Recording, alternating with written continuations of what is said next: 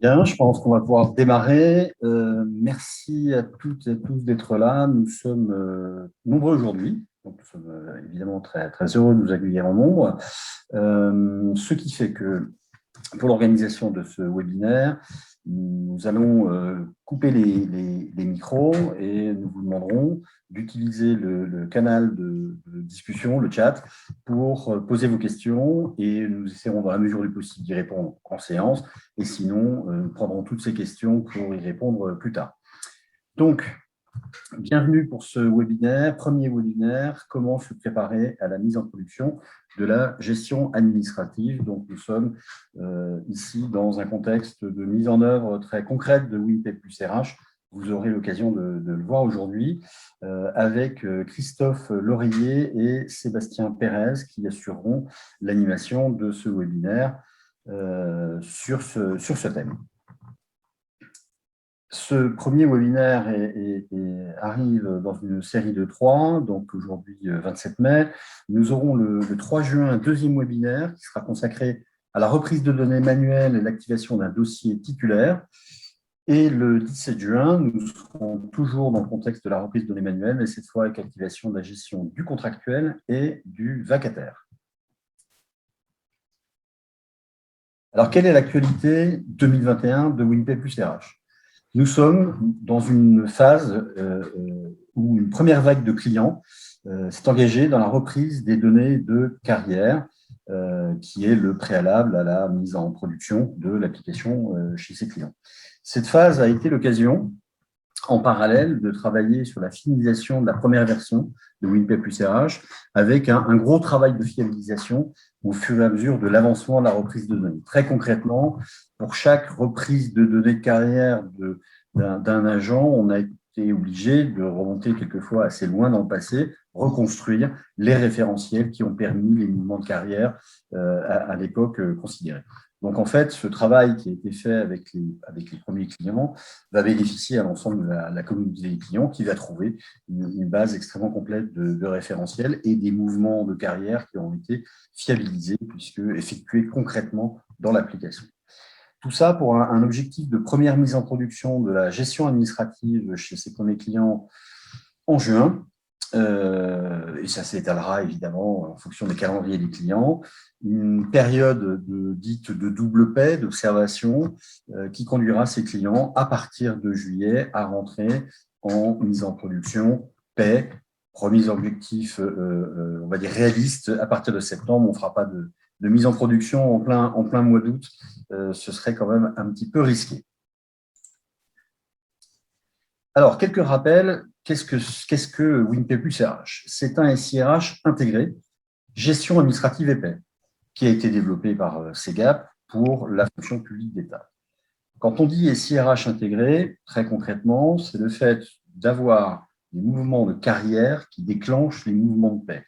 Et même qu'il n'y ait pas de mouvement de paie ou très peu qui ne soit pas la résultante d'un mouvement de carrière.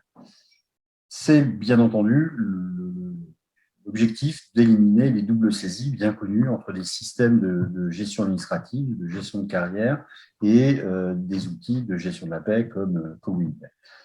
On pense tout de suite évidemment aux gains de temps associés, pas de double saisie. Moi, j'insiste surtout sur les gains en fiabilité. On constate effectivement auprès de tous nos clients que là où des gestions de carrière ont été faites de façon dissociée de la partie de la gestion de la paie, on trouve des informations qui ne sont pas cohérentes d'un côté et de l'autre. Et une partie du travail, d'ailleurs, des projets de reprise de données avec les clients consiste à concilier ces systèmes et les informations qu'ils contiennent. Un point important est que lorsque nous avons conçu WinPay plus RH, nous l'avons voulu d'abord utile et agréable à utiliser pour les utilisateurs, c'est-à-dire les gestionnaires RH. Et donc, notre premier objectif a été de bâtir une interface utilisateur qui soit la plus ergonomique possible, intuitive, bien entendu compatible sur les différents supports ordinateurs, interface web, mais tablettes, smartphones. Et à ce jour, les retours que nous avons de nos clients et des gestionnaires qui regardent la solution et la prennent en main sont plutôt très positifs sur la qualité de cette interface et le fait qu'il est agréable de l'utiliser et que c'est assez intuitif. Enfin, et ça n'est pas le moins important, WinP plus RH a été homologué par la DGFiP le 1er septembre 2020. C'est le permis de conduire dans le domaine de la PA-façon qui a été attribué à notre solution. Un point qu'il apparaît souvent utile de rappeler, c'est que nous sommes pleinement éditeurs de notre solution. Dit autrement, WinP plus RH ne repose pas sur un socle d'éditeurs tiers, ce qui est le cas d'un certain nombre de solutions du marché. Alors, ça a des avantages et des inconvénients, comme tous les choix. L'inconvénient, il a fallu qu'on parte d'une feuille blanche. On n'avait pas déjà des choses qui existaient sur lesquelles on aurait pu repartir. L'avantage, c'est qu'en partant d'une feuille blanche, nous avons pu concevoir l'application comme nous avions envie de le faire, sans contrainte. Ça a pris évidemment plus de temps que si nous étions partis d'un socle préexistant. Tout au long de cette phase de conception et de développement, nous avons été accompagnés par les établissements partenaires, certains de la première heure et d'autres qui sont arrivés en cours de route. On en reparlera dans un instant. Et ces établissements ont eu, au fur et à mesure, la livraison des versions intermédiaires au fur et à mesure de l'avancement des développements et ont pu directement les tester et nous faire leur retour de ce qui, leur point de vue, était bien, de ce qui, leur point de vue, était moins bien ou incomplet ou à revoir.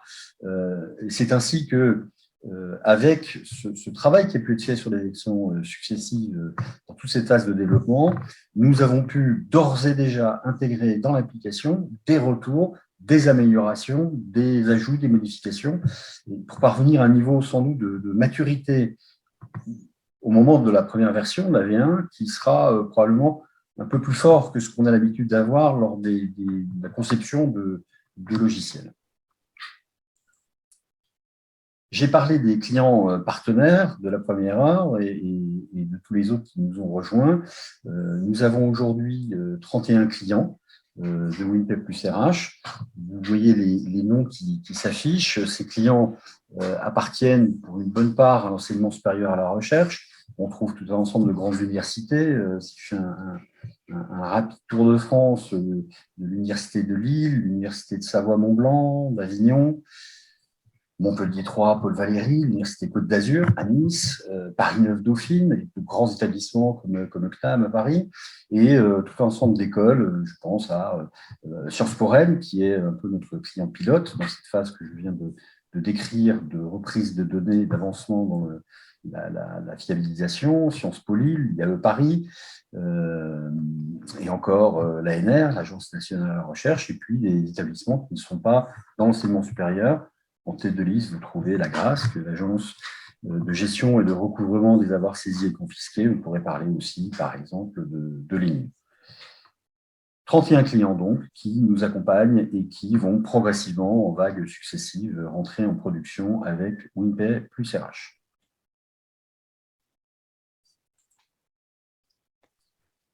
Il est temps pour moi de passer la parole à Christophe Loreiller et Sébastien Pérez qui vont vous présenter le programme, le contenu de ce premier webinaire. Oui, merci. Donc, voici le programme de ce webinaire qui va se dérouler en 5 étapes. Première étape, nous allons voir le schéma du processus de déploiement. Vous obtiendrez ainsi une vue d'ensemble sur la mise en place de WinP plus RH. Puis en deuxième étape, nous allons découvrir les prérequis qui sont nécessaires pour la reprise de données, donc qui va se matérialiser par le paramétrage de certaines fonctionnalités au sein de WinP plus RH. On verra les éléments utilisés dans les nomenclatures, tels que les types de structures, les types de local, et dans les référentiels pour les corps, ainsi le paramétrage des mouvements de carrière permettant le cadrage et la simplification des saisies pour les gestionnaires. Une fois ces prérequis réalisés dans l'application, nous passerons à l'étape 3 avec la préparation de la reprise de données elle-même. On verra les méthodes de saisie et les phases de reprise de données avec les éléments nécessaires à cette saisie sous la forme d'exemple. En 4, nous verrons le paramétrage pour la mise en place du contrôle des dossiers de paye avec les codes nécessaires à la DGFiP, ainsi que les codes de gestion et codes poste. Également, nous prendrons connaissance du schéma d'activation des dossiers de paye. Ce schéma va nous aider à comprendre l'enchaînement des actions à réaliser en partant de la validation de la reprise de la gestion administrative jusqu'au début de la recette de la paye. Et enfin, en 5, l'étape de préparation à la mise en production de la paye au travers du processus de double saisie. Nous allons tout de suite commencer donc par l'étape 1 qui est le processus de déploiement. Et Sébastien, je te passe la parole pour nous commenter ce schéma organisationnel de déploiement. Merci Christophe. Du coup, donc ce schéma, il est assez général. Il s'inspire de l'expérience qu'on a des déploiements qui sont menés avec nos clients actuels. On voit qu'il y a 4 grandes phases, 4 grands temps dans le déploiement, qui sont suivis de manière classique pour les projets chez nos clients. Donc, on voit tout d'abord qu'il y a une phase de reprise de données qui est assez importante. Donc, c'est vraiment la première étape cruciale du déploiement. C'est une étape qui est en fait multiple, puisqu'elle concerne aussi bien la mise à jour de certains paramétrages qui seront utilisés ultérieurement par l'établissement et la création de ce que je vais appeler le squelette de l'application. Dans le squelette, je vais inclure la saisie des organigrammes, des locaux, des emplois postes, qui sont toutes ces données qui vont vous permettre ensuite de se rattacher à d'autres données plutôt liées aux individus ou aux dossiers administratifs cette fois-ci. Et donc, la dernière phase dans la reprise de données, c'est la reprise des dossiers administratifs des agents qui va nous occuper dans les projets. On voit qu'il y a un deuxième temps dans le déploiement qui est l'activation et le contrôle des dossiers de paye. Donc là, il s'agit de vérifier la cohérence entre les infos qui sont détenues par la DGFiP et puis celles qui sont générées par l'outil au regard des saisies effectuées par les gestionnaires de l'établissement. À ce stade, voilà, on voit qu'il y a l'utilisation de 2 outils de GA et de WinPay plus RH. WinPay plus RH, à ce stade, n'est pas utilisé dans ses possibilités paye en production. Je veux dire par là qu'il n'y a pas nécessité de garantir une double saisie parfaite sur les éléments de paye à ce stade du projet. Voilà. Ensuite, le troisième temps, on va être sur la recette paye. À ce stade, potentiellement, il peut être décidé d'avoir abandonné l'outil de gestion administrative précédent du client pour utiliser WinPay plus RH. Il y aura néanmoins la nécessité de maintenir une saisie en parallèle sur l'outil de paye du client actuel et sur WinPay plus RH. Et donc, WinPay plus RH également, faut se dire que tout ce qui est saisi, ça va être des saisies administratives pour la plupart, desquelles vont découler la paye. Et puis également les saisies purement paye, par exemple des saisies d'indemnité. Donc là, voilà, on est sur une double saisie. Et la dernière phase, c'est la mise en production, où là, on utilise le logiciel WinPay plus RH exclusivement. Et il est possible pour l'établissement de couper son système de GA et son système de paye actuel. Pour aller un petit peu plus loin sur ces différentes phases, donc si on reprend la première phase, celle qui est liée à la reprise des données, on va voir, et puis ça va être détaillé dans le webinaire qu'on va réaliser, qu'il va y avoir un premier travail qui va porter sur l'adaptation des nomenclatures qui sont dans l'application et la réalisation de certains paramétrages fonctionnels, par exemple le paramétrage carrière qu'on verra un petit peu plus tard. D'autre part, il y a un travail de reprise de données qui sera potentiellement semi-automatisé concernant les structures locaux, les emplois postes, ainsi que, en fonction des clients, éventuellement les informations personnelles des agents. Alors, on parle là de phase semi-automatisée. Pourquoi? C'est parce que Segap offre la possibilité pour ses clients de passer par un import de données via des gabarits, en fait des fichiers Excel à compléter par le client. Au choix du client, il peut également décider de passer par une saisie complète selon la volumétrie des informations. Donc là, on est vraiment dans les premières données renseignées sur lesquelles, dans le cadre du déploiement de l'application, il peut être intéressant de s'interroger, de mener un travail de réflexion. Si on prend l'exemple des structures, par exemple, à savoir de l'organigramme, il s'agit d'informations sur lesquelles l'application va s'appuyer continuellement par la suite. Et donc, bien entendu, il y a un accompagnement des chefs de projet CGAP sur ces sujets dans le cadre de réunions projet, d'ateliers avec le client. Et donc, la dernière phase cruciale au niveau de la reprise de données, on en a un petit peu parlé, c'est la reprise de données carrière des agents, donc qu'on appellera dans le document qui va suivre la phase B.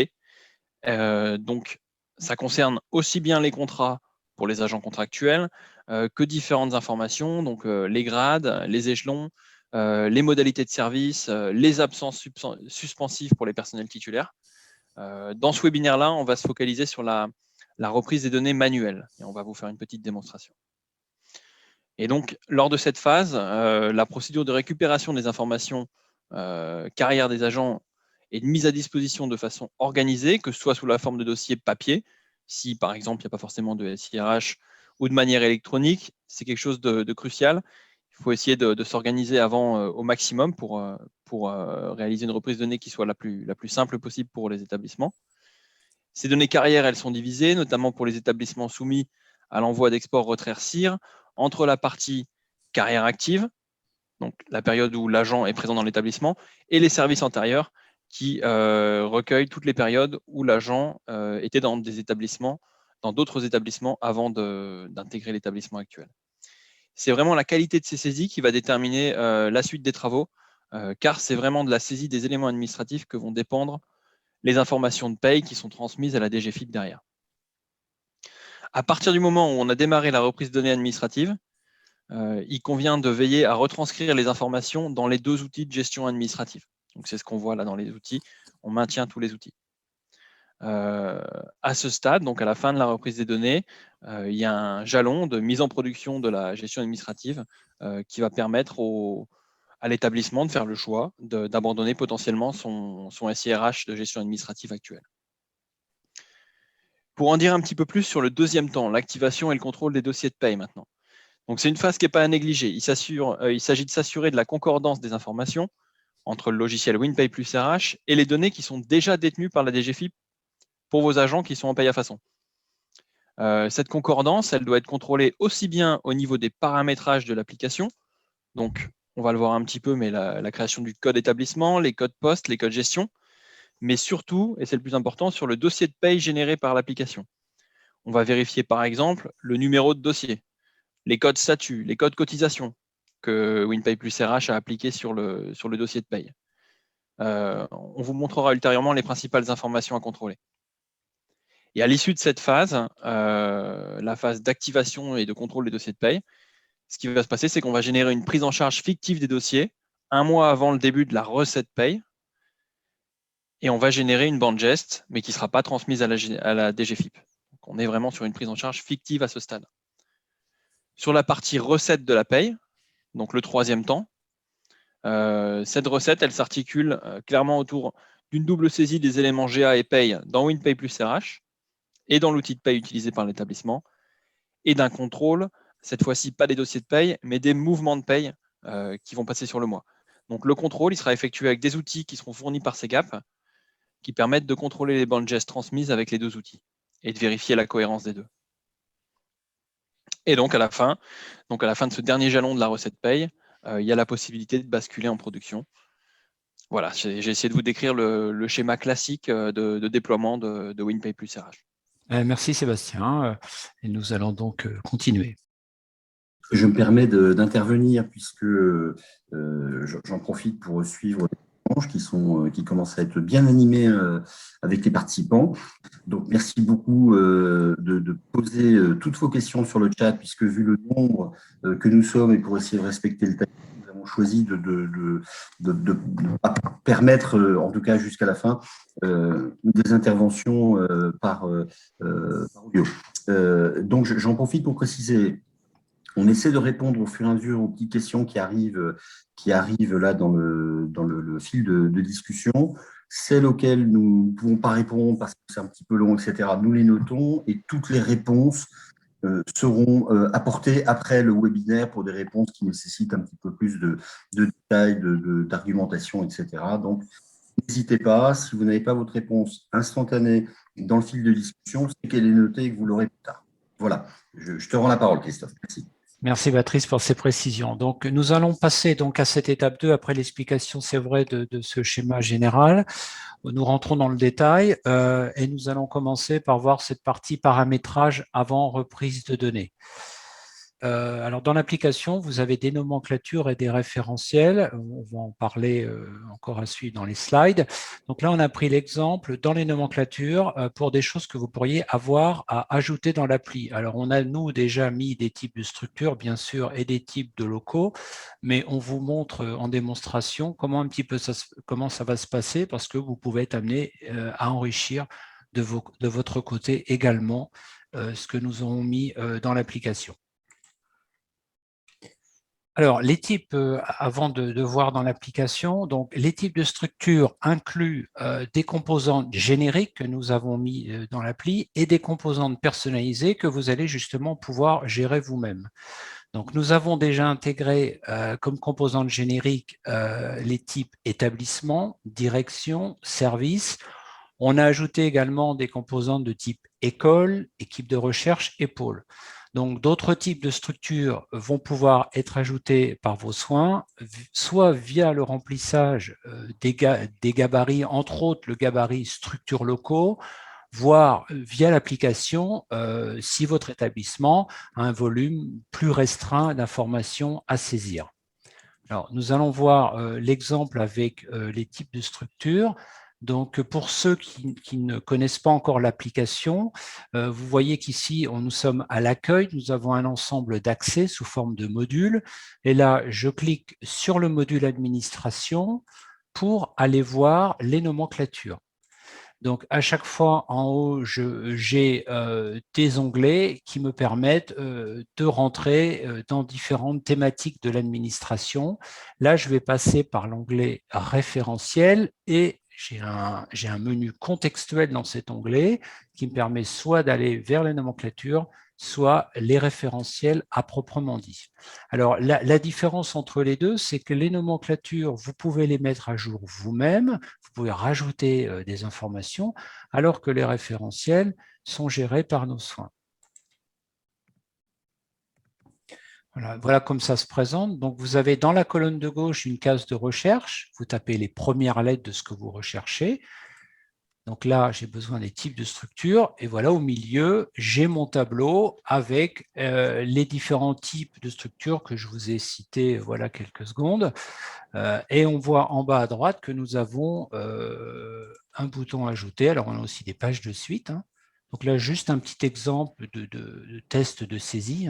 Donc, vous voyez comment se présente ce formulaire. On demande en général pour tous ces éléments d'information un code, un libellé court, un libellé long et une date une date en vigueur, une date d'ouverture, avec éventuellement une date de fermeture si l'information n'est plus à utiliser.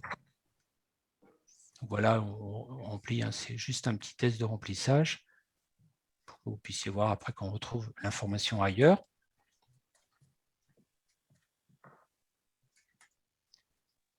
Alors, on peut saisir directement, on passe par un calendrier pour les dates, on enregistre. Voilà, et j'ai mon information qui est bien affichée ici dans mon tableau. Alors après, je vais aller faire un petit tour du côté des organisations. Donc, on gère les structures organisationnelles. Alors, je vais passer dessus. Voilà, donc on voit qu'ici, on a une arborescence avec les structures organisationnelles de l'établissement.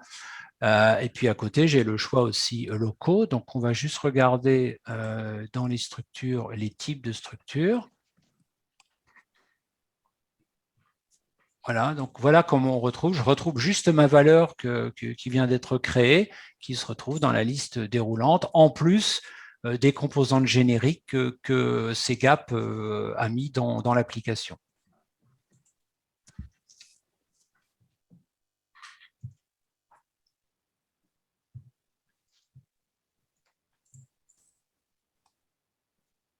Voilà pour cette partie. Alors, on peut voir aussi les types de local. Je rentre à nouveau dans le module administration. Je vais dans les référentiels, nomenclature. Le principe fonctionnel est le même. Donc là, j'ai fait type de local, je recherche, j'ai ma liste, vous voyez, donc on a une liste de types de locaux, les bâtiments, les bureaux, les étages, les sites, avec possibilité bien sûr d'en ajouter. On a ici, pour ceux qui ne connaissent pas notre application, vous avez ici les petits crayons qui permettent d'aller modifier l'information si on a besoin. Voilà. Et donc là, je vais aller à nouveau dans les organisations, cette fois-ci dans l'arborescence des locaux, juste pour vous montrer où on retrouve, voilà, vous voyez, on retrouve cette information. Là, je suis sur un bâtiment. Donc, sur un bâtiment, j'ai le type local bâtiment. Si je vais sur les bureaux, j'ai le type de local bureau. Voilà, tout simplement.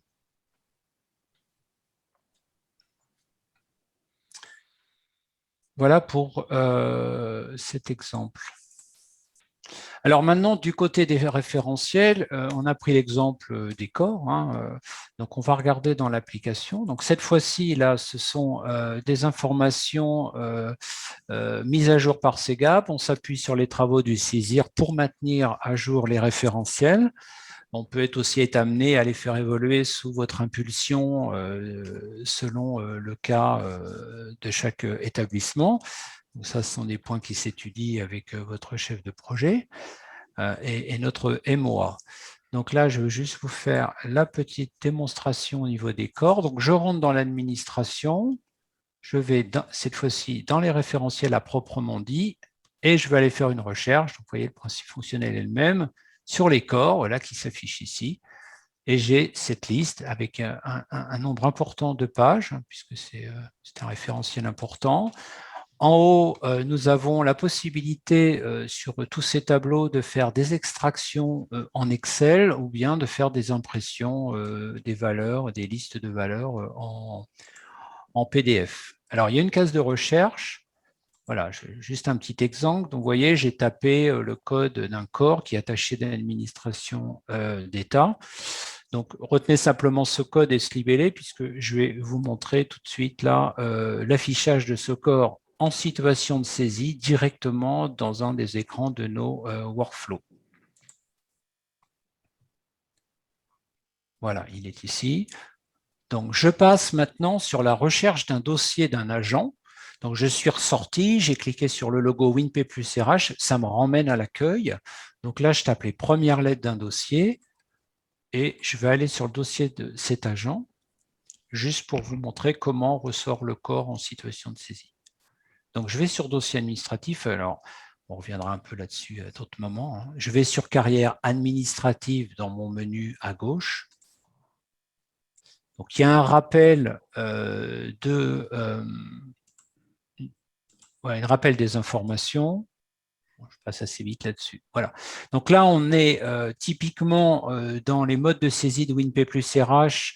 On est assisté et cadré dans un workflow. Alors, les étapes dans les workflows sont différentes. Le nombre d'étapes est différent en fonction de ce que nous avons, en fonction du contexte de saisie.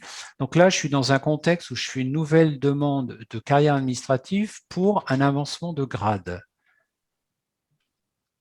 Alors, je suis à l'étape 1 d'information de l'arrêté. Donc, on me demande le type de demande et la date d'effet, et éventuellement le numéro d'arrêté si ce n'est pas vous qui l'avez généré directement, sachant que l'appli sait le faire aussi.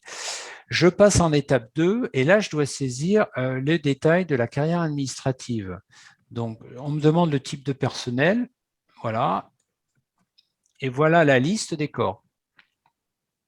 Donc, je vais parcourir pour aller au corps qu'on a vu tout à l'heure côté administration. Voilà, c'est le corps 1040 attaché d'administration d'État. Donc, voilà où ça ressort, par exemple, dans un contexte de saisie. Donc, côté nomenclature, vous avez certainement des choses peut-être à compléter de votre côté pour avant la reprise de données. Donc, voilà, c'est des choses à noter. Et puis, ce qu'on a vu en référentiel. Alors, sur ce dont Christophe a montré là, sur les corps, un point intéressant notamment qui peut être noté, vous avez vu qu'il y avait les dates d'ouverture et les dates de fermeture. L'application ne vous propose à la date que vous avez sélectionnée uniquement les corps qui sont ouverts. Donc, vous ne verrez pas à la date sélectionnée tous les corps qui sont obsolètes et clôturés. C'est une facilité supplémentaire pour l'utilisateur. Alors, toujours dans le paramétrage avant reprise de données, WinPay plus RH vous propose une fonctionnalité en administration qui est le paramétrage des mouvements de carrière. Alors ça vous permet, entre autres, d'optimiser les temps de saisie des progressions de carrière pour les dossiers des titulaires. Dès lors que les mouvements de carrière relatifs au corps, grade des agents ont été configurés en administration dans cette fonctionnalité, et que cette fonctionnalité a été activée dans l'appli, parce qu'on peut très bien ne pas l'activer immédiatement, dès qu'elle est activée, la saisie des gestionnaires, en fait, s'en trouve vraiment facilitée et simplifiée parce que quand vous choisissez, par exemple, le type de personnel, ça va déclencher automatiquement l'affichage d'un corps, d'un grade, etc. Donc, on gagne du temps. Et c'est aussi, finalement, un cadrage de la saisie, car seuls, en fait, les mouvements validés pourront être renseignés. Donc, ça réduit, en fait, les risques d'erreur au moment de l'enregistrement des informations dans les dossiers. Donc, en fait, comme on le voit à l'écran sur la partie gauche, cette fonctionnalité gère 3 types de mouvements: l'avancement de grade, reclassement intégration et promotion de corps. Donc, on voit sur la droite qu'on a différentes possibilités de gestion. Donc, comme je l'ai dit, on peut activer ou non cette automatisation de la saisie sur les progressions de carrière. On le fait via un fichier de paramétrage. Donc, le déclenchement des mouvements par paramétrage de conditions et groupe de conditions, on va le voir en démonstration.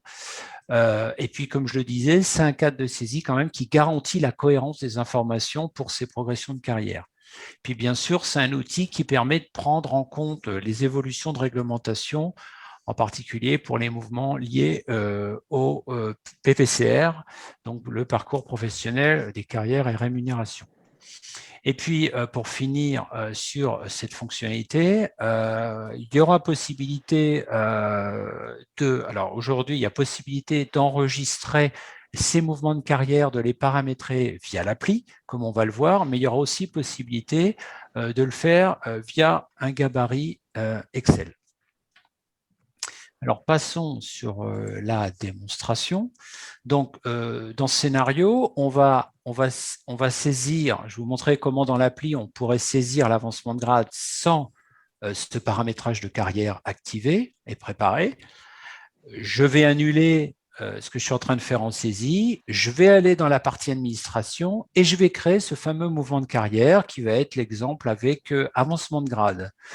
Puis ensuite, je vais retourner dans la saisie pour vous montrer l'automatisme avec l'affichage dans les listes déroulantes. Donc, allons-y. Donc, première partie, je reprends le dossier de Madame Berwan et je vais faire la saisie d'avancement de grade sans l'assistance de ce paramétrage de carrière. C'est ce qui vous permet, pour ceux qui découvrent l'appli, de revoir un petit peu comment se déroulent les choses. Donc là, on rappelle le corps, le grade, éventuellement l'échelon, voilà. Et on a un bouton en bas, nouvelle demande. Donc on revoit un petit peu ce qu'on a vu en début de démonstration avant. Donc on saisit notre date d'effet. On va réindiquer le numéro de notre arrêté. Puis bien sûr, on aura une étape geste qui est prévue pour le dossier de paye.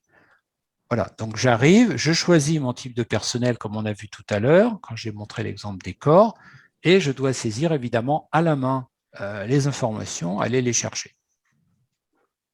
Donc je reprends mon corps attaché d'administration d'État, et puis je dois préciser mon grade. Voilà. Et puis l'échelon. Voilà comment ça se passe sans l'aide de notre fonctionnalité. Alors maintenant, je vais en administration et je vais aller paramétrer ce mouvement de carrière. Donc, je ne vais pas aller trop vite. Donc, dans le paramétrage, à chaque onglet, comme je le disais tout à l'heure, nous avons à chaque fois un menu qui change. C'est un menu contextuel. Et donc là, nous allons aller sur paramétrage carrière. Voilà, et j'arrive sur cet écran. Alors, dans cette zone, nous avons l'ensemble des critères qui vont permettre de filtrer la recherche des mouvements de carrière qui seraient déjà créés. Donc, quand vous arrivez, pour l'instant, le résultat des mouvements, la liste des mouvements est vide, hein, ce qui est normal. Donc là, je ne vais pas mettre de critères, mais je vais simplement cliquer sur le bouton jaune « Rechercher ». Voilà, et là, j'ai mes mouvements. Donc, il y a un certain nombre de ces mouvements qui ont été enregistrés dans notre démonstration. Et il me manque le mouvement pour le dossier de Madame Berwan. Donc, comme je sais que j'en aurai d'autres autres que Madame Berwan, ben, je vais en profiter pour ajouter ce mouvement. Comme ça, à chaque fois, je gagnerai du temps lors de ma saisie. Alors, je vais ajouter avec le bouton un paramétrage de mouvement. Donc, toujours même principe, système de workflow, cette fois-ci 4 étapes. Là, on me demande d'indiquer quel est le type de mouvement. Donc, je vais le préciser, c'est un avancement de grade. Je vais mettre une référence à ce mouvement.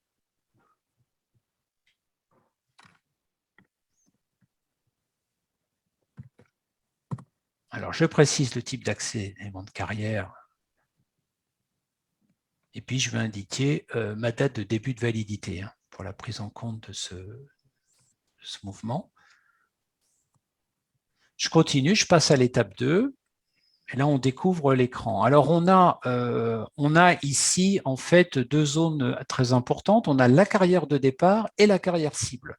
Donc, c'est ces deux tableaux qui vont permettre de passer de la carrière de départ à la carrière cible. Alors, on peut avoir plusieurs carrières de départ qui convergent vers la même carrière cible. Et on remarquera ici qu'on a des conditions d'ancienneté qui peuvent être ajoutées et on utilise les opérateurs et où. Donc, je laisse remplir le formulaire. Donc, du personnel administratif. J'ai précisé le corps qu'on retrouve ici, qu'on a aperçu plusieurs fois déjà dans les démonstrations. Donc là, attaché d'administration. Je vais laisser l'échelon libre, ce qui laissera la main au gestionnaire. Et puis la carrière cible, je remets le même corps. Par contre, je vais changer le grade. Et je vais mettre un attaché principal d'administration. Voilà. Je continue. Il y a d'autres possibilités là, de conditions qui sont, ça va un petit peu vite, d'autres possibilités de conditions qui sont basées sur l'âge, l'emploi pour déclencher ce mouvement de carrière. Et en étape 4, je retrouve mes informations avec ici la carrière de départ. On voit ici donc le grade 04029 et on passera au grade 04030. Voilà. Donc ça me convient, je termine et j'enregistre ça. Voilà. Donc c'est paramétré, on le retrouve ici, la PAE 2017. Maintenant, je retourne dans le dossier de Madame Berwan pour voir le comportement une fois que les mouvements de carrière sont activés dans WinP plus RH. Donc on va faire la même manipulation.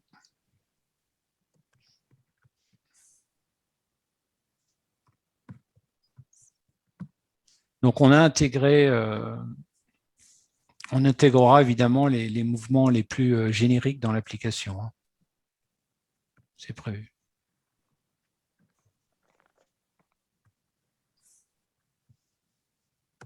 Donc voilà, je rentre la partie étape 1. Voilà, donc très bien. Donc voilà, on s'est aperçu que voilà, le corps a été enregistré, a été saisi automatiquement ainsi que le grade. Donc voilà l'impact que vous avez en saisie.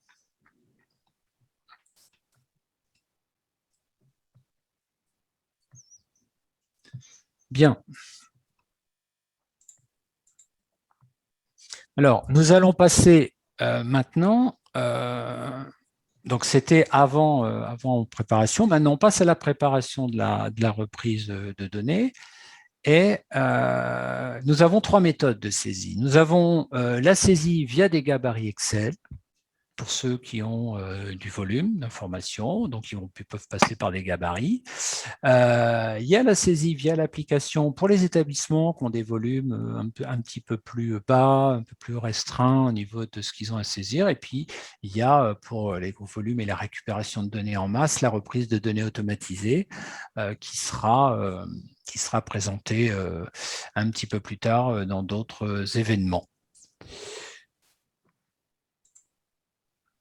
Alors, Sébastien nous en a parlé tout à l'heure, on parlait de phases. Donc, nous avons dans la reprise de données 2 phases, une phase A, une phase B. Dans la phase A, vous remarquerez que nous avons prévu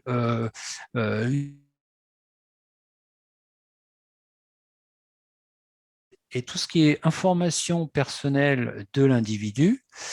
Donc, pour cela, on le rappelle, hein, donc possibilité par gabarit Excel ou par l'application, hein, puisqu'on est aujourd'hui là sur un sujet qui est la reprise de données manuelles. Et puis en phase B, alors via l'appli ou cette fois-ci donc par reprise de données automatisées, toujours les informations personnelles de l'individu et puis les dossiers des agents. Alors, on va faire un zoom sur la phase A. Donc, sur les structures, on va commencer. Voilà. Donc, en fait, ce qu'il faut savoir, c'est que quand vous faites de la saisie comme ça de ces éléments, de ces données, vous avez souvent des rattachements entre les données. Donc, il y a parfois un ordre à respecter. Donc là, on a fait juste un petit schéma pour vous dire que une structure peut être attachée à une autre structure. Ça, on l'a vu visuellement dans les arbres, dans l'organisation tout à l'heure avec les structures fonctionnelles ou les locaux. On a bien vu ces rattachements puisqu'il y a une filiation père-fils entre les éléments, ce qui est d'ailleurs le propre d'une arborescence. Il peut y avoir sur les structures une ou plusieurs responsabilités. Donc, on a des listes déroulantes dans les fiches des structures pour pouvoir renseigner ces informations. Une structure peut être localisée dans un ou plusieurs locaux. Et si on regarde sur les locaux, bien sûr, pareil, arborescence, des locaux peuvent être attachés à d'autres locaux. Et un local peut posséder une adresse ou plusieurs, sachant que les bureaux n'ont pas d'adresse, mais les bâtiments en ont. Voilà pour ce petit schéma. Alors, je vais vous montrer maintenant comment ça se passe dans un gabarit pour saisir les informations. Donc, c'est une petite séquence un petit peu longue, mais je vais essayer d'y aller vraiment tranquillement, par étapes, bien vous faire repérer les choses pour que vous sachiez un petit peu comment il faudra utiliser ces gabarits si vous choisissez cette solution de reprise de données manuelle.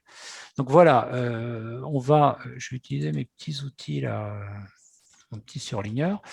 Donc, première ligne de ce genre de fichier. Alors déjà, dans ce fichier, en bas, vous avez des onglets.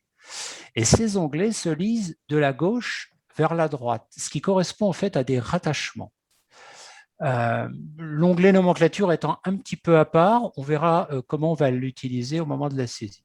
Alors, à la première ligne, vous avez le libellé de colonne. Les libellés de colonne. Ensuite, vous avez les formats des données. Alors, string, ce sont des caractères, des alphanumériques, et 255, c'est le nombre maximum de caractères. Vous avez aussi le format date qui est ici. Donc, on vous demande de respecter ces formats quand vous remplissez ces fichiers. Ensuite, en troisième ligne, on vous indique si ces données sont obligatoires, comme ici, ou facultatives. Ou obligatoire si la structure, par exemple, est un établissement. Donc, vous voyez, il faut bien lire. Et donc là, on a en ligne 4 toutes nos petites indications. Alors, il y a des indications qui précisent où il faut aller dans l'application. Par exemple, voilà, on vous dit les codes académie sont visibles dans administration, le module, on a été plusieurs fois dans les démos, référentiel, voilà, générique. Voilà toutes ces indications. Alors, notre système de récupération, bien sûr, fait la distinction. Il va lire la première ligne pour savoir à quoi correspond la colonne. Et puis ensuite, à partir de la ligne 5, il importe les données. Ça, il nous fait ça, bien sûr, automatiquement. Je supprime mes petites marques. Voilà. Donc, on démarre. Alors, dans le scénario, on va commencer par saisir. Donc, je suis à la ligne 5, colonne A. On va commencer par saisir le code de notre établissement. On a repris là notre université M, qui est notre code de démonstration. Ensuite, on nous demande de mettre un code de type de structure. Donc, on a une liste déroulante. Effectivement, c'est un établissement. Je l'ai trouvé dans ma liste. Ensuite, un libellé court. Donc, essayez de trouver un libellé court parce que ça facilite la lecture quand on est dans des listes. Et puis, vous pouvez mettre un libellé long. Bon, là, on a mis la même chaîne de caractères, mais on peut distinguer. Ensuite, on nous demande une date d'ouverture à partir de laquelle la structure a été ouverte. Je la remplis, je respecte le format qui est indiqué. Il y a éventuellement une date de fermeture. Et là, on me dit, donnez-nous le code statut juridique. Donc, les codes, il est indiqué que c'est obligatoire si la structure est un établissement, ce qui est le cas. Et on nous dit que c'est visible dans l'application administration référentielle nomenclature générique. Donc, je fais un petit passage vers l'application.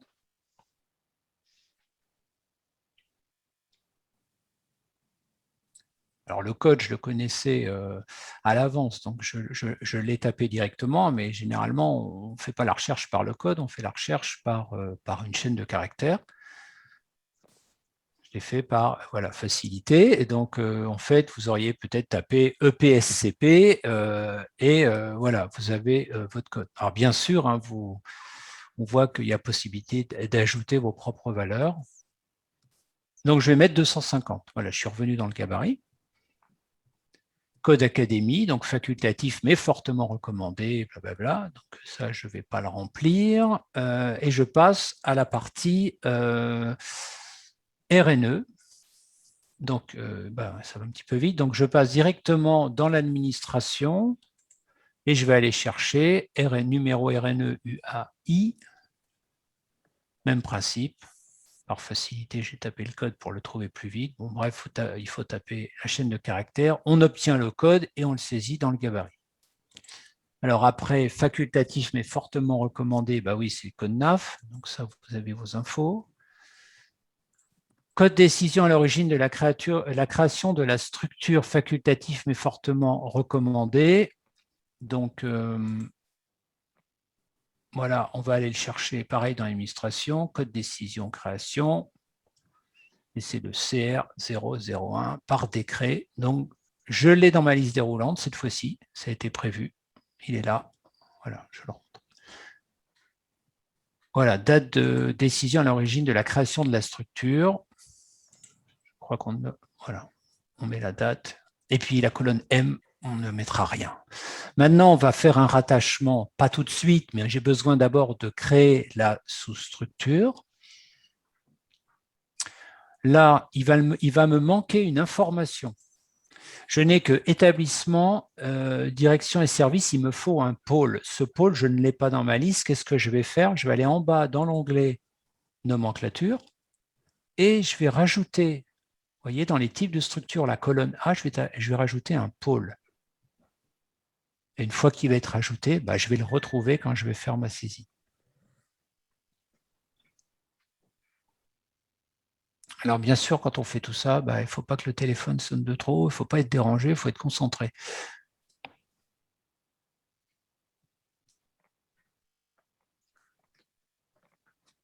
Alors, bien sûr, on peut faire aussi, on peut recopier des lignes pour aller beaucoup plus vite parce qu'il y a des informations qui ont la même racine. Donc, ça peut faire gagner du temps. Là, je le fais ligne à ligne, je décompose pour bien que vous voyez, mais il y a des possibilités d'optimiser son travail quand on fait ce genre de saisie.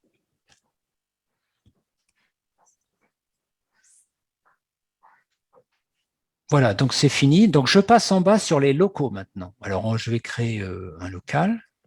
Et puis, on va avancer comme ça en bas dans les onglets là, de la gauche vers la droite pour finalement arriver à des rattachements directement pour construire l'arborescence, en fait, et faire les rattachements directement à partir du gabarit pour qu'on puisse charger ça après en masse dans l'application. Donc là, je rajoute un bâtiment. Donc, on me demande une date d'ouverture obligatoire.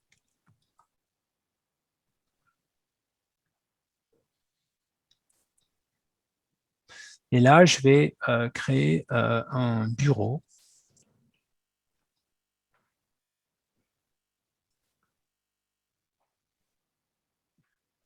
Ce qui me permettra après de faire le rattachement au bâtiment. Alors, je m'aperçois que je n'ai pas le type de local bureau. Donc, vous voyez, j'ai avancé à la colonne G et je crée BUR. Voilà, je le crée donc dans mes nomenclatures. Une fois que c'est fait une fois, après, bien sûr, on l'utilise à chaque fois. Et puis, si vous recopiez en masse des bureaux, vous allez faire du copier vers le bas avec Excel et vous aurez beaucoup de lignes d'un coup.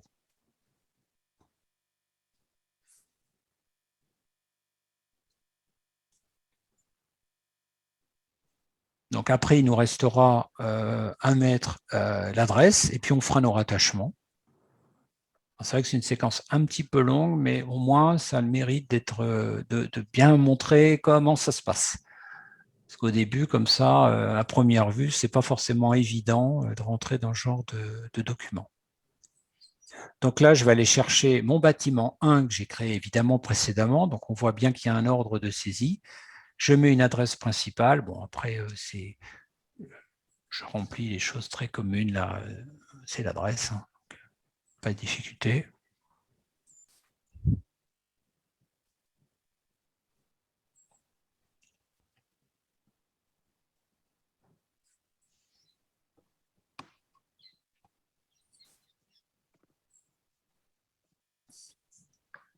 Le code postal, ville.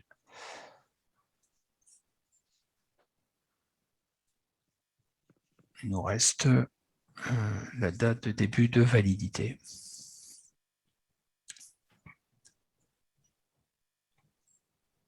Ah oui, le pays, les codes, c'est juste pour vous montrer, enfin dans la légende, on explique qu'il faut aller ici dans l'administration. Bon, là, sans surprise, ça va être la France. Donc, et à nouveau, sans surprise, et France, c'est FR, hein, voilà. Enfin, c'est juste pour vous montrer où ça se passe dans l'appli. Donc, j'ai tapé FR et maintenant, je fais mes rattachements pour terminer. Alors, le pôle gestion BIAS, il va être attaché à l'établissement mère que j'ai créé, voilà. Et je vais indiquer, comme l'appli d'ailleurs le demande, si vous le rentrez dans l'appli, ce serait la même chose au niveau des champs de saisie. Voilà, on me demande ces 3 champs. Ensuite, je vais faire un rattachement de local à local. Donc, mon bureau, il va être rattaché à mon bâtiment. Donc, mon bureau 1, rattaché à mon bâtiment 1. Pareil, on me demande une date de début de rattachement. Et puis, je finis. C'est le dernier. Le rattachement, éventuellement, ça, c'est pas obligatoire. Par contre, ça l'est une fois que vous renseignez le gabarit. Hein. Voilà, on peut rattacher des locaux à des structures. Alors, ça peut être bien dans l'appli quand on recherche des bureaux. Voilà, c'est un confort visuel et de saisie. Voilà, j'ai terminé avec ce gabarit. C'est un scénario un petit peu long, mais qu'elle mérite bien voir en détail en fait comment ça se passe, hein, tout simplement. Tout à fait. Merci Christophe. Effectivement, sur le remplissage des gabarits, ce que je peux préciser, c'est que dans le déploiement de l'application, il y a un accompagnement assez fort qui est fait par les chefs de projet CEGAP sur le remplissage de ces gabarits. Donc, typiquement, le client peut demander une validation, on peut échanger. Ce que j'avais mentionné tout à l'heure également, c'est qu'on peut discuter du niveau de détail des structures qui vont être intégrées par le client, puisque ça peut être l'occasion aussi de réfléchir à qu'est-ce qu'on veut avoir comme type d'organigramme présent dans l'outil. Et ça se fait dans le cadre des échanges classiques dans le déploiement du produit. Merci Sébastien pour ton complément d'information. Nous passons donc aux emplois postes. Alors, c'est pareil, hein, vous avez un circuit. Alors, un circuit à respecter quand vous remplissez les choses. Donc là, l'idée, c'est de créer du stock d'emploi. Donc, on passe en fait par des décisions avec leurs mesures. Donc, une décision, contient une ou plusieurs mesures et ces décisions-mesures ont un impact sur le stock d'emploi via un flux positif ou négatif. Et quand vous voulez attribuer un poste à un agent, quand vous attribuez ce poste, vous devez avoir du stock d'emploi, bien sûr, sinon ça bloquera dans l'application. Alors, on va regarder un exemple assez court hein, de création de poste dans l'application. Donc, vous voyez que là, je passe par une autre brique à l'accueil, un autre module, qui est la gestion des emplois. Donc, j'arrive toujours sur une page d'accueil. Alors, on va descendre un petit peu, voilà. Donc, une page d'accueil avec différents onglets. Là, je suis sur cet onglet accueil qui me présente tout d'abord la volumétrie en termes d'emploi de postes, postes occupés, postes vacants. Il y a une segmentation de cette volumétrie par emploi état ou emploi propre. On distingue ici, donc là, c'est le stock, là, c'est le taux d'occupation des postes. Donc, entre ce qui est occupé état, vacant état, et la même chose pour le budget propre. Une possibilité de demander ces informations via un critère qui est une structure. Donc, il suffit de taper les premières lettres de la structure et elle s'affichera dans cette liste. Et vous aurez un filtrage dans le tableau du bas. Et puis, ce filtrage se fait aussi par ces simples boutons. Je veux tout, je veux juste ce qui concerne le budget état ou le budget propre. Et en dessous, j'ai mes informations sous forme de tableau. Donc, j'ai possibilité d'agir sur le volume d'informations que je veux voir s'afficher dans mon tableau. Ça, c'est très commun. Possibilité de faire des tris des colonnes et puis surtout d'avoir ici le nom des catégories d'emploi, les emplois effectivement dans le stock et puis les postes avec ce qui est occupé et le solde.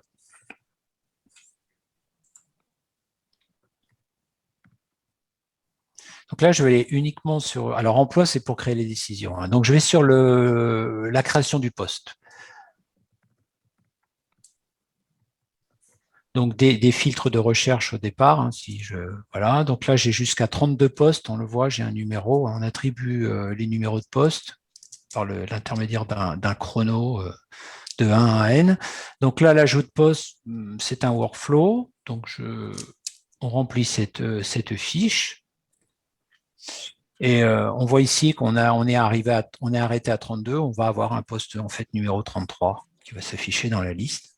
Donc bon, je laisse découvrir ce genre de formulaire pour ceux qui ne les auraient pas encore vus. On précise la durabilité, temporaire ou permanent, et puis on indique le budget. Et puis, on indique aussi si ce poste est destiné à des dossiers pour titulaires ou contractuels ou contractuels. Voilà, je passe à l'étape 2. Je vais préciser le type de personnel. Donc là, on est sur de l'enseignant-chercheur. On va aller chercher un maître de conférence des universités. On va préciser la section CNU, voilà, mathématiques. Et puis, je peux continuer. Donc là, je passe pour les établissements qui gèrent par emploi type. Là, j'ai l'affectation qui se fait. Donc, j'indique uniquement mon établissement mère sans plus de précision. J'ai une quotité en pourcentage. Et puis, j'ai une date d'ouverture de ce poste. Voilà, et puis toujours en bout de workflow, nos récapitulatifs pour voir si on a tout. Alors, on a un bouton retour en bas qui nous permet de revenir dans les étapes, de faire une correction et puis d'avancer à nouveau jusqu'au récap. Et quand tout est bon pour nous, on termine et ça nous permet d'enregistrer en base nos informations.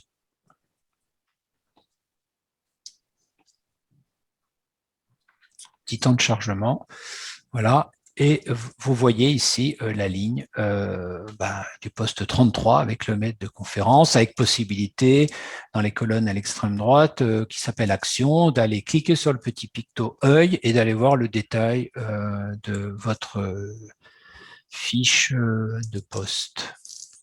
Voilà. Et là-haut, on a quatre petits liens qui permettent, en fait, ça correspond ni plus ni moins qu'aux étapes du workflow qu'on a rempli à l'instant. Donc voilà pour la création de postes. Alors, j'en viens maintenant, toujours en phase A, bien sûr, aux éléments nécessaires à la saisie, cette fois-ci, concernant les informations personnelles de l'individu. Donc, comme on l'a dit, possibilité de récupérer ces infos pour les faibles volumes via l'appli, pour les volumes plus importants via gabarit Excel. En bas, vous avez toute la structuration des informations qui composent un agent, et en rouge, ce sont les informations qui sont vraiment obligatoires. Les autres, vous pouvez y revenir plus tard dans vos dossiers durant l'évolution des dossiers des agents. Alors, sur l'état civil, on va y trouver toutes les informations telles que le nom, le prénom, date de naissance, numéro de sécurité sociale, les coordonnées, je pars de la gauche, hein. Les coordonnées, adresse, c'est l'adresse physique de l'agent.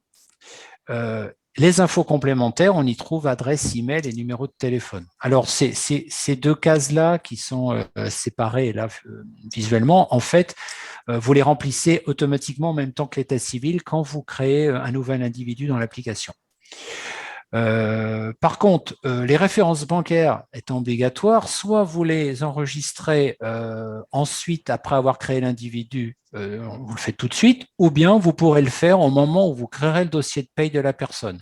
Il faut savoir que cette information-là, ainsi que, entre autres, les enfants et personnes à charge, sont un prérequis à renseigner ou à vérifier avant de créer le dossier de paye. Hein. Sinon, vous ne pouvez tout simplement pas le créer. Donc, pour les informations bancaires, c'est le RIB, hein, sans surprise. Concernant conjoint, alors les informations du conjoint de l'agent, on peut avoir soit une personne, en général, c'est les personnes qui sont externes à l'établissement, mais on prend en compte aussi des personnes qui, le conjoint pourrait être en interne dans l'établissement. Donc, si c'est le cas, il suffira simplement de faire une recherche à partir d'un nom, et là, on retrouvera les informations du conjoint, et le formulaire se remplira automatiquement. Donc, les enfants et personnes à charge, bon, voilà, donc on les remplira. Éventuellement, on peut remplir le contact en cas d'urgence. Ensuite, on propose aussi l'enregistrement de tout ce qui est compétences et formations. Donc, on y trouvera les infos qui relèvent des diplômes, les langues, les qualifications et les compétences. Enfin, on a les informations collectées pour les bénéficiaires de l'obligation d'emploi et tout ce qui est situation de handicap. Et puis, on pourrait finir par éventuellement le renseignement des informations qui relèvent du service national. Donc, voilà un petit peu tous les thèmes qui composent l'information personnelle de l'individu. Merci pour le panel, Christophe. Juste une petite précision sur ce point. Donc, on a fait figurer que sur l'information personnelle des individus, il y a un remplissage qui se fait soit via l'application, soit via Excel. Voilà, je précise quand même pour les établissements qui ont une volumétrie plus importante que ce remplissage, il est prévu directement dans la reprise des données qui est prévue automatisée par l'outil R2D2. On va voir un exemple, donc, comment ça se passe dans l'appli pour ajouter un individu, en particulier pour ceux ici qui nous ont rejoints et qui découvrent l'appli. Donc, faisons tourner notre démonstration. Donc là, on va rentrer par la gestion du personnel. Donc, toujours pareil, vous arrivez sur un onglet d'accueil qui vous rappelle la volumétrie des informations. Le tableau qui est ici nous rappelle les derniers individus créés. Donc, vous n'avez pas toute la liste ici. Hein. En fait, il faut cliquer sur cette petite flèche discrète en bas à droite de ce rectangle bleu. Et là, ça vous amènera à l'ensemble de nos individus. Alors là-haut, je clique sur « Nouvel individu ». Et je suis dans mon workflow individu. Alors, sa date d'arrivée dans l'établissement. Je fais un copier-coller pour mon numéro de sécu. On gère bien sûr l'INSEE définitif ou provisoire si l'agent a un titre de séjour, qu'on peut transformer ensuite bien sûr en INSEE définitif. Je passe à l'étape 2, où là on est sur des informations très classiques de nom, de prénom, de date de naissance. Alors, il faut savoir que WinPay plus RH, une petite faute sur le prénom, sur WinPay plus RH, en fait, vous pouvez parfaitement travailler principalement qu'avec les touches du clavier. Et on sait que quand on est habitué à travailler de cette manière, on va assez vite et on va même peut-être plus vite qu'avec la souris. Donc, ça permet d'optimiser les gestes. Et donc, en vous servant de la touche tabulation qui est en haut à gauche de votre clavier, vous vous déplacez au fur et à mesure sur les champs. Et avec la touche entrée, vous validez votre saisie. Et là, sur la démonstration, on est en train d'utiliser principalement les deux touches.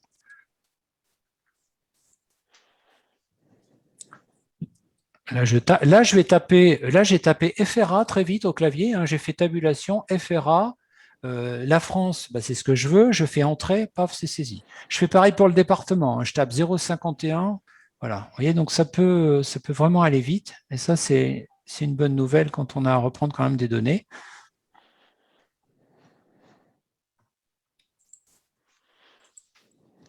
Voilà. Et alors, les boutons en bas, les boutons de navigation ou d'action, hein, navigation, c'est par exemple le retour, l'action, c'est annuler ou continuer. Pareil, j'avance avec mes touches de tabulation et entrée et je n'ai pas utilisé la souris. Donc, chacun fera selon ses habitudes. Là, je passe sur l'étape 3, donc remplir l'adresse.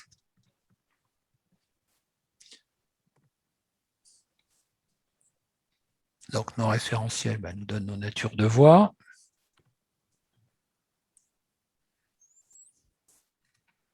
Une petite précision sur le code postal. Là, je tape le code postal 35520, automatiquement, il va me sortir, par ordre alphabétique en fait, je pense, la Chapelle des Fougerets. En fait, ce n'est pas cette commune qu'il me faut. Donc, il ne faut surtout pas rester bloqué dans cette situation.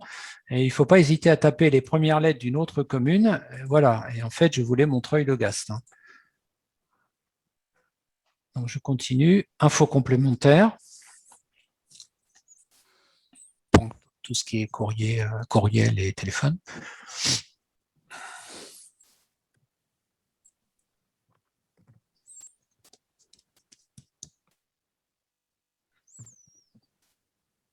Puis on va passer au récapitulatif et on aura terminé l'enregistrement des premières informations de l'individu.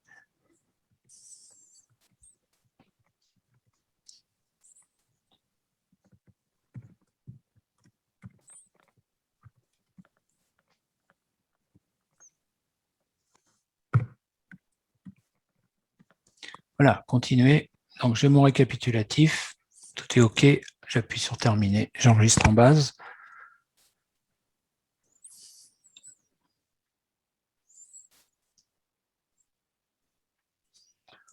Petit temps de chargement.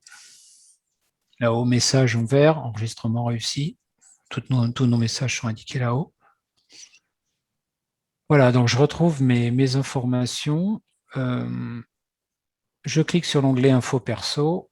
Voilà, et je retrouve ici mon résumé sur l'état civil. Donc, on voit ici que quand je disais tout à l'heure que dans toutes mes cases rouges, là, obligatoires tout de suite, et puis les bleus, les bleus, en fait, je peux revenir plus tard. Je peux renseigner un peu plus tard le contact en cas d'urgence, etc., les compétences de formation. Donc, ça, c'est en fonction de votre organisation pour la reprise de données. Voilà pour cet exemple. Donc, je reviens aux deux phases, et puis je vais passer sur la partie dossier phase B, dossier administratif. Donc, en phase B, voici donc les éléments nécessaires à la préparation de la reprise de données manuelle, donc ce qui concerne les dossiers administratifs des titulaires. Donc, on va aborder dans les diapos suivantes la préparation à la saisie et non la reprise de données en elle-même, qui en fait fera l'objet de webinaires suivants, en particulier le numéro 2, qui viendra la semaine prochaine, dont on vous a indiqué les dates tout à l'heure en début de séance. Donc ça concerne aussi bien la carrière active avec la reprise de l'historique dans votre établissement, ainsi que la reprise des informations pour les services antérieurs.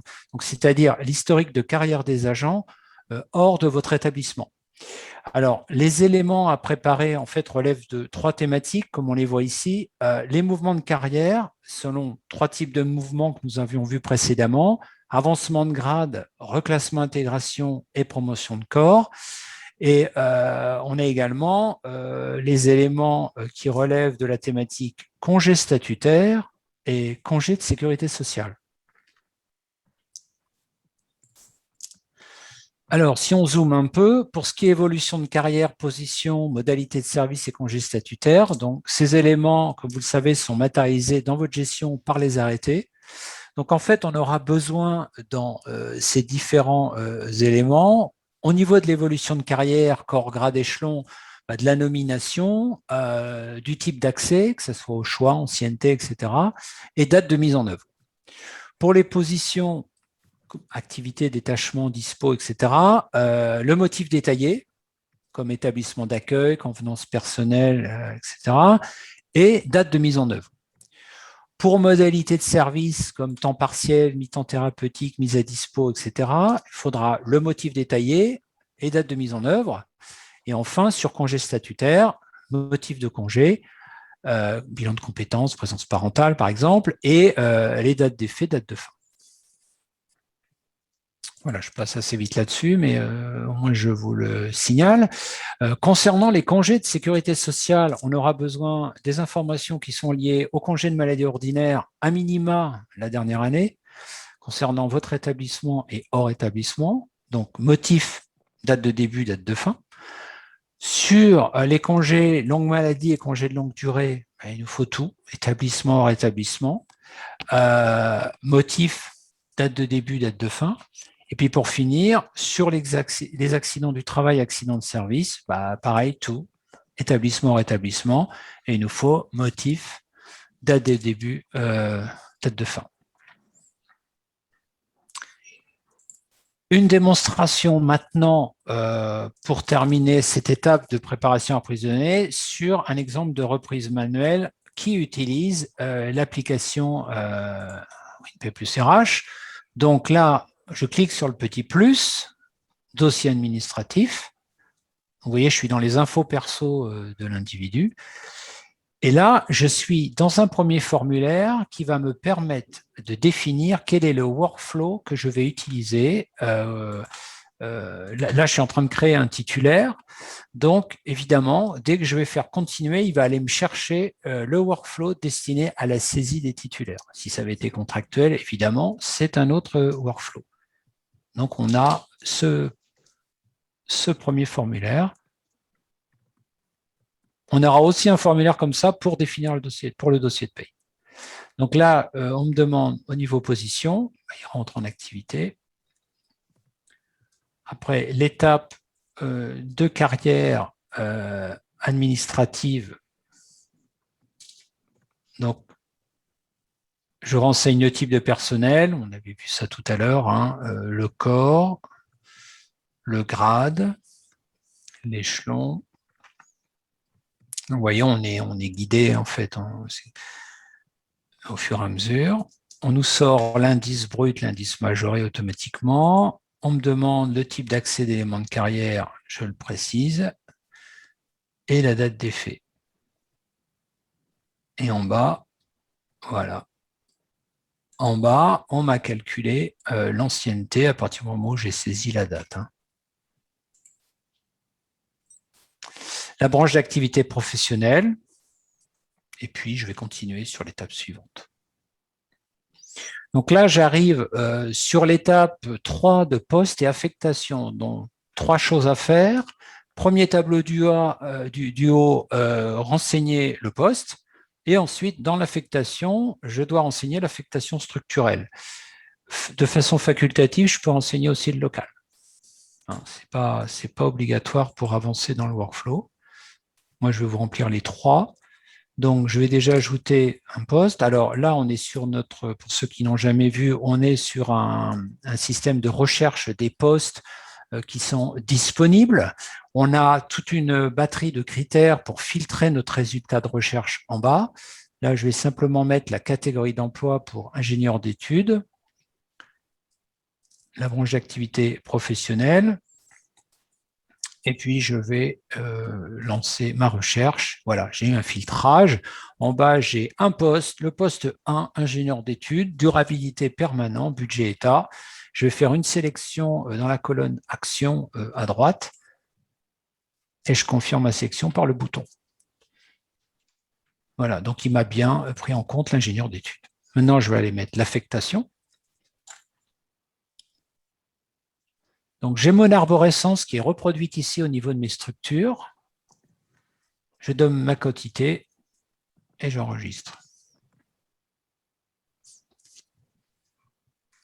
Quand vous aurez affaire à passer en formation, bien sûr, tout ça, vous le pratiquerez avec vos gestionnaires. Enfin, on aura pas mal de scénarios, etc. à vous présenter. Juste une petite chose, vous voyez, vous avez l'arborescence des locaux, là. La machine a su trouver elle-même qu'il est rattaché au pôle de gestion BIAST. Et ça, c'est l'avantage d'avoir fait des rattachements. Vous vous rappelez, dans les gabarits, dans les onglets qui étaient en bas, hein, quand j'allais vers la droite, j'ai commencé à faire des rattachements. Ben, quand vous les faites, c'est un des avantages. C'est que vous avez bien les filiations comme ça qui s'affichent. Vous avez plus d'infos, c'est mieux pour la précision.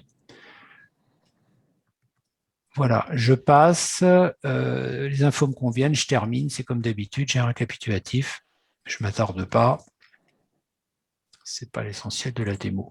Voilà, ici, alors ici, nous avons, donc on a récemment restructuré ces écrans-là au niveau de la présentation pour clarifier, hein. Donc, en fait, donc vous avez vos zones ici de couleurs à chaque fois avec vos tableaux. Possibilité ici dans cette colonne action de revoir les informations en cliquant sur les boutons. Et puis vous avez, voilà, ça clignote pas, mais c'est affiché. Vous avez une information qui vous dit attention, avancement d'échelon prévu au 1er octobre 2020.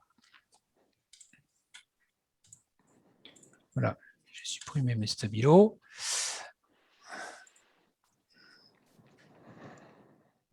Voilà en ce qui concerne donc cette démonstration sur la saisie rapide d'un dossier administratif. Alors, je vais passer à la mise en place. Alors, je vais peut-être refaire un petit... voilà, on a fait tout ça. Hein, processus de déploiement, paramétrage avant RDD, préparation RDD. Donc, on va passer à l'étape... Christophe, ouais. Je reviens juste très rapidement sur ce que tu as évoqué sur la saisie des dossiers administratifs. Voilà, on a évoqué le fait qu'il y ait la saisie en carrière active et puis donc en service antérieur. Il faut savoir que la saisie des services antérieurs n'est pas une obligation pour l'application en matière de fonctionnement. C'est quelque chose qui peut être saisi ultérieurement à la carrière active. L'application n'a besoin que de la carrière active pour gérer l'administration et la paye classique. Les services antérieurs concernent principalement des données qu'on va devoir fournir dans le cadre des exports retraite. Donc, en termes de déploiement, pour les clients qui sont en cours de saisie, on préconise actuellement de saisir, si le temps est compté, plutôt la carrière active, et puis ensuite une deuxième saisie sur les services antérieurs. On peut distinguer les deux dans la saisie. Ça ne se trouve pas exactement au même niveau dans l'application. Ça, vous aurez l'occasion de le voir dans les prochains webinaires. Mais c'était juste pour cette petite précision. Merci à toi. Donc, on va passer à l'étape 4, donc mise en place du contrôle des dossiers de paye.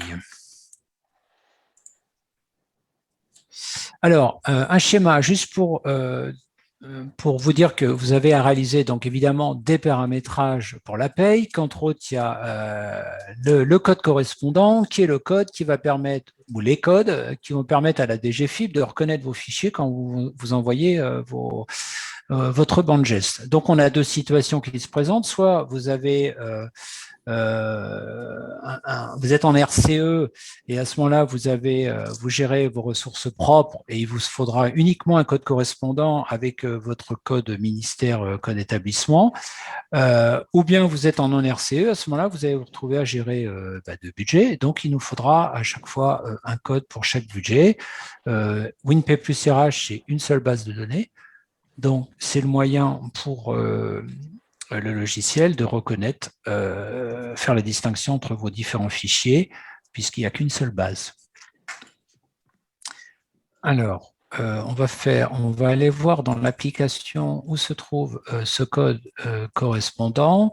Je vais vous montrer le code ministère qui est présent dans la nomenclature, puis ensuite vous montrer le détail d'une fiche de code correspondant pour voir comment ça se présente.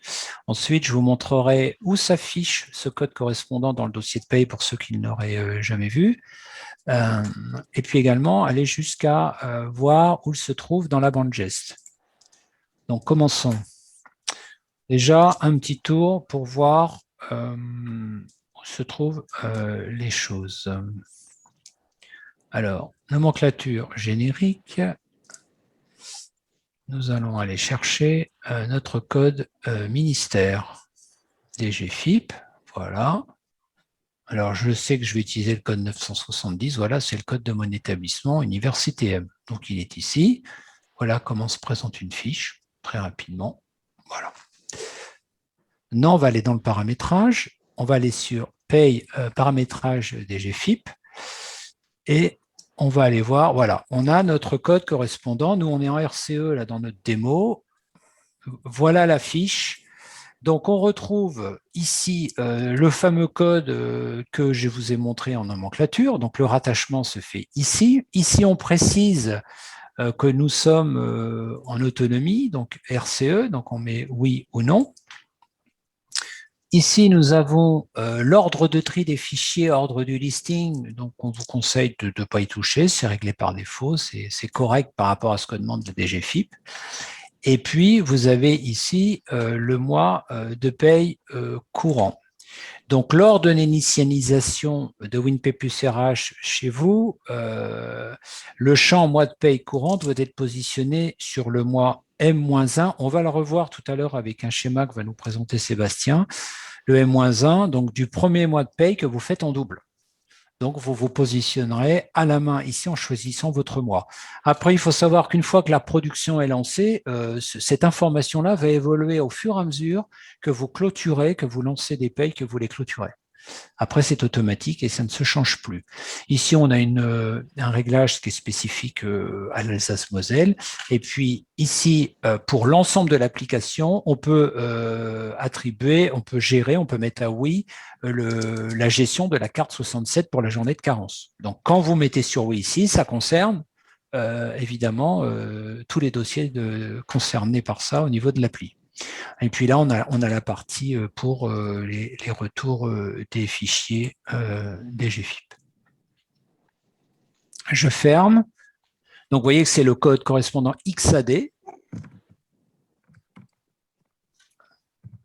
maintenant, je vais aller faire un tour dans le dossier d'un agent. Et pour ceux qui ne l'auraient jamais vu, voilà, on va cliquer sur le petit plus, on va cliquer sur dossier paye. Et voilà, on arrive sur notre dossier paye. Alors, un peu comme le dossier administratif, on a un formulaire de prérequis. Donc là, j'ai possibilité de faire des liens avec le dossier administratif qui me convient. Je dois vérifier, j'ai bien mes coordonnées bancaires. Sinon, il m'aurait demandé, il aurait fallu que je clique sur le petit crayon et il m'aurait emmené, j'aurais quitté mon formulaire de prérequis, il m'aurait emmené dans la rubrique RIB, je l'aurais rempli.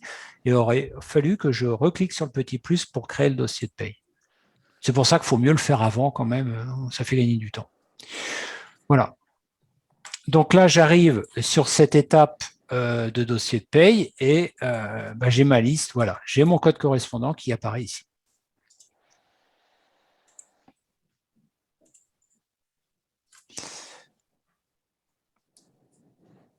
Donc j'annule. Et maintenant, on va passer côté module de paye. Module jaune. Donc, c'est par ici que vous lancez vos éditions de fichiers et que vous clôturez vos payes. On voit ici, voilà, on voit ici qu'on a une liste déroulante qui nous permet d'appeler le bon code correspondant. Ça veut dire que si vous avez deux codes correspondants, vous allez chercher le bon code. Et donc, vous voyez qu'à chaque fois, c'est ça qui va permettre d'aller lancer les éditions, faire les remises et de pouvoir faire les clôtures de paye, bien sûr, et produire les fichiers. Alors là, si je génère le fichier geste, on va voir où on retrouve le fichier. donc là, c'est OK. Je télécharge la bande geste. Je l'ouvre. Et je repère mon code XAD, bien sûr. Voilà pour le code correspondant, donc il faudra mettre en place chez vous. Maintenant, les codes de gestion, donc en fait, regroupent les codes POST, donc ils vont permettre de faire des regroupements d'informations, comme par exemple dans le cadre d'une fusion d'établissements. Donc à noter que dans l'appli, il vous faut au minimum un code gestion qui existe. Après, au niveau des codes POST, ils vont vous permettre de segmenter les informations de paye. Donc, exemple, dans une université telle que notre démo, on peut segmenter en matière d'apprentissage, en typologie de personnel, entre les enseignants, les administratifs, ou même en localisation géographique. Donc, en fait, c'est une analytique de paye qui va permettre de créer des lots de gestion de paye, par exemple, pour ressortir des chiffres, faire des budgets, etc. Donc, les codes POST, en fait, sont à créer par vous, vous, l'établissement, dans WinPay, et il vous faut au minimum un code POST rattaché au code gestion. Donc, on voit ici le schéma, comment se font les rattachements. Donc, si vous êtes utilisateur de WinPay, vous utilisez déjà ces codes qui sont visibles en carte 01. Alors, notez que les codes de gestion ainsi que les codes POST devront être saisis en cohérence avec les données issues de votre outil de paye actuel avant de pouvoir effectuer toute opération liée à la paye dans WinPay plus RH. Donc, une fois que ces paramétrages sont réalisés, il sera possible donc d'initialiser les dossiers de paye des agents et bien sûr de générer les fichiers gestes dans l'appli WinPay plus RH. Alors, juste un petit tour dans l'application pour voir très rapidement où on les retrouve. Déjà en admin, donc je vais toujours dans paramétrage de paye, SOP, codification. Même principe fonctionnel. Vous voyez, je vais chercher mes codes POST. Je les retrouve ici. Nous, on en a créé deux pour les enseignants et les BIAT. Voilà, on peut regarder une fiche, à quoi elle ressemble. Vous voyez qu'elle est rattachée ici, ce code POST est rattaché à son code gestion. Donc, voilà comment se fait le rattachement. Puis après, vous avez sa description. Voilà, je sors et puis juste pour vous montrer, voilà, code gestion. Donc, on en a créé deux. On a fait au plus simple. Voilà comment c'est structuré. Voilà. Alors, on retourne sur le dossier de l'EPNEC et puis on va aller voir où ça ressort. Ça vous donne une vue d'ensemble. Je refais la séquence création du dossier de paye.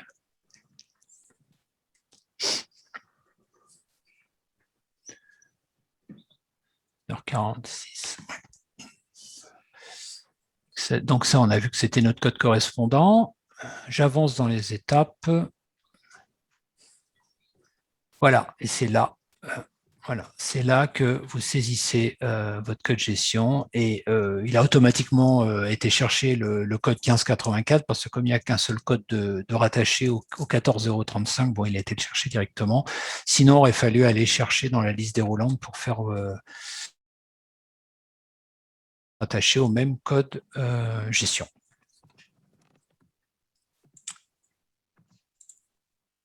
Alors, je te laisse la parole, Sébastien, puisque là, on va, dans le cadre de la réalisation des paramétrages de paye, on a un schéma qui vous permet de vous montrer l'activation des dossiers de paye. Oui, tout à fait. Donc, on se trouve là dans le cadre d'une reprise de données GA qui a été effectuée. Également dans le cadre de paramétrages qui ont été montrés par Christophe, qui ont été introduits dans l'application. Et voilà, c'est pour vous montrer un petit peu les différentes étapes avant d'arriver à la mise en production. Donc, on va avoir différentes phases.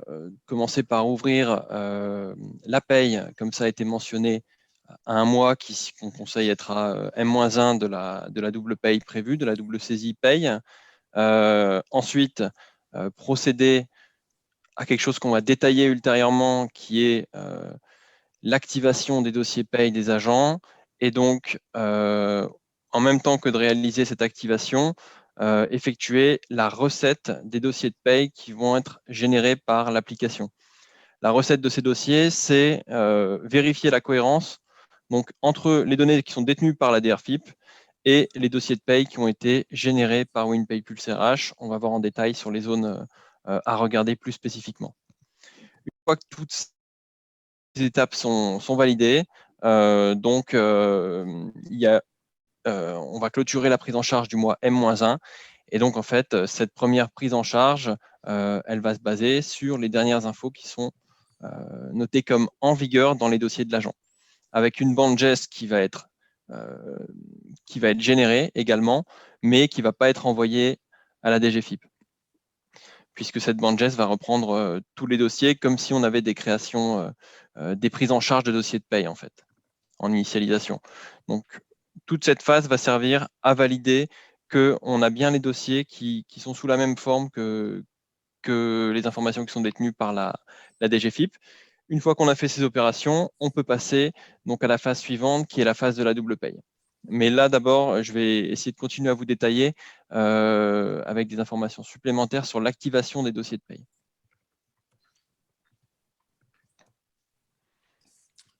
On peut passer au slide suivant, Christophe, si tu veux. Voilà, donc une démonstration, je te laisse. Très bien. Donc, comme on l'a vu déjà tout à l'heure, on va créer le dossier de paye pour le générer avec le petit plus, la petite icône plus. On va rattacher ça au dossier sur lequel on souhaite créer le dossier. Voilà, de base, il prend le dernier actif, de toute façon. Une petite vérification sur les coordonnées bancaires. Tout est bon.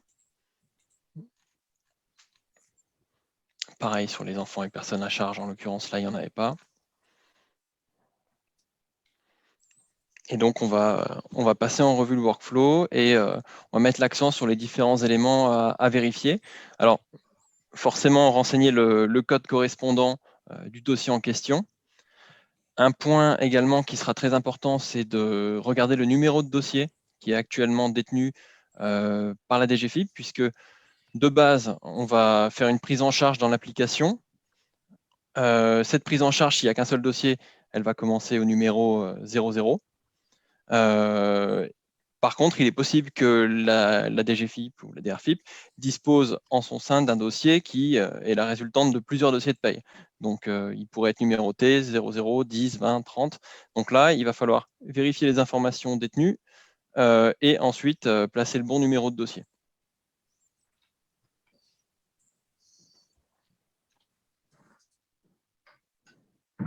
Ensuite, on va basculer sur tout ce qui est information personnelle.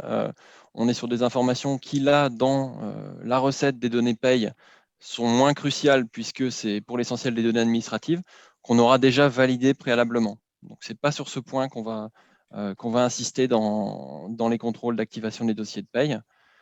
Par contre, après, on retrouve des éléments dans tout ce qui est l'étape 3, donc la carrière, le poste. Donc, certains éléments à renseigner de toute façon dans tous les cas. La zone de résidence, notamment si vous vous trouvez dans une zone sur laquelle on paye cette indemnité. Donc, en l'occurrence, là, il n'y en a pas. Et également, vérifier le grade qui a été renseigné par l'application. On voit que là, il y a un grade contractuel BIATOS CDDA. Donc, vérifier que ça correspond bien aux informations qui sont détenues de l'autre côté. Les codes gestion et les codes poste également, en cohérence avec le dossier enregistré également.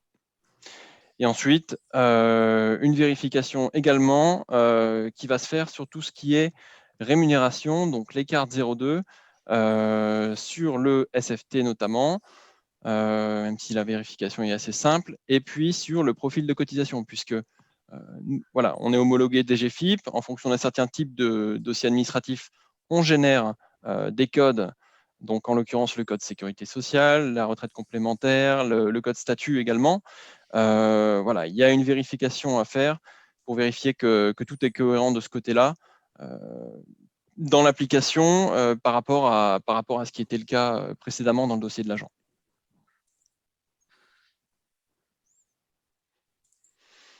Ensuite, là, on arrive aux cartes de type 40, pas forcément de grosses vérifications sur le sujet.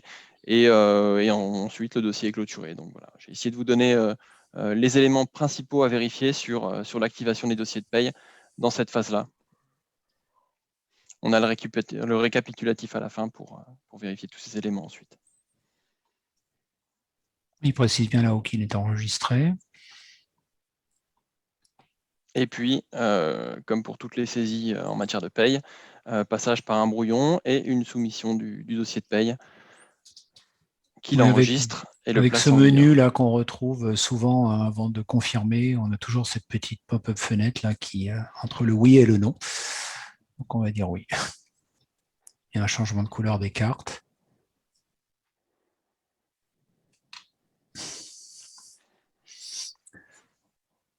Voilà, merci Sébastien. On passe à la préparation, à la mise en production de la paye. Donc, si je refais un petit tour sur notre schéma, voilà. Donc, nous arrivons à la fin de nos étapes. Nous allons voir cette étape 5.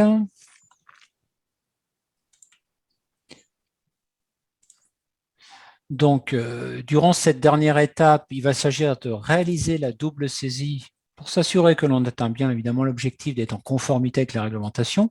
Donc pour cela, il faudra pouvoir valider la génération des mouvements de paye et puis s'assurer de la qualité des bancs de gestes. Donc vous aurez donc à faire un travail de comparaison des informations obtenues, hein, un du côté de votre système actuel et deux du côté de l'application WinPay plus RH. Donc, Sébastien, je te passe la parole, je crois, pour une dernière fois, tout du moins, pour commenter notre schéma de déroulement du processus de double saisie. Donc, voilà. Oui, merci Christophe. Donc là, on vient d'effectuer notre contrôle des dossiers de paye.